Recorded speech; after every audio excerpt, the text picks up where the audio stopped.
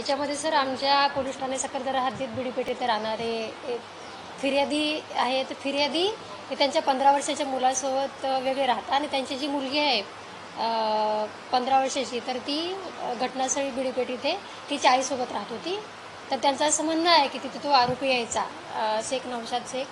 तर याच्यासोबत फिर्यादीच्या पत्नीचे प्रेमसंबंध आहेत.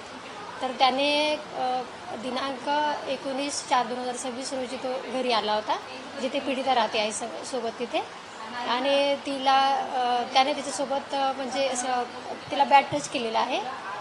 तर त्याच्यामुळे फिर्यादीने रिपोर्ट दिल्याने नमूद गुन्हा दाखल करण्यात आलेला आहे पोलीस स्टेशनमध्ये. आम्ही पोक्सोचे कलम लावलेले आहे 8-12 आणि BNS नवीन कायद्यानुसार 74 आणि 75चे कलम लावलेले आहे. अटक आहे.